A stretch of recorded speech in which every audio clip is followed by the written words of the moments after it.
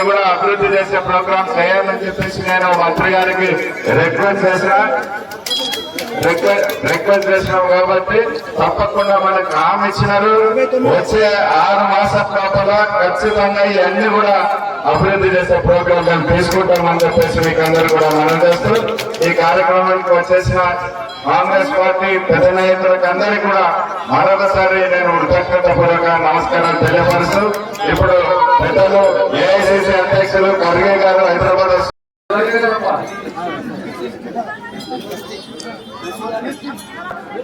మోదీ మాత జాతరగా ఆహ్వానించి మనం అభినందిస్తూ ఈ ప్రాంతంలో ఉన్న పుజారి కుటుంబాలు ఈ ప్రాంతంలో ఉన్న ప్రజలందరూ కూడా ఆ తల్లి జీవనం ఎల్లప్పుడూ ఉండాలని చెప్పి ఆ తల్లిని విజ్ఞప్తి చేస్తూ కోరుకుంటూ అదే బోరు భాషమే మాట్లాడపడతాం బోరు భాష వస్తుంది కదా. మీ అందరికీ అమ్మవారి ఆశీస్సులు ఎల్లప్పుడూ ఉండాలి. ఈ సమాజం పరిడిల్లాలి, ఈ ప్రాంతం అభివృద్ధి చెందాలి.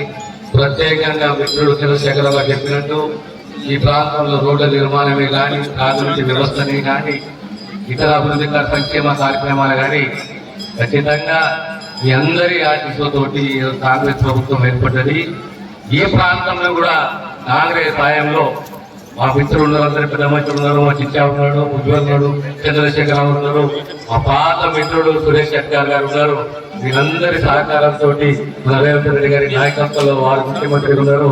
వారి నాయకత్వంలో ఈ ప్రాంతము ఖచ్చితంగా సుగాలిలకు న్యాయం చేస్తుందని చెప్పేసి అమ్మవారి సాక్షిగా మీ అందరితో తెలియజేస్తూ మరొకసారి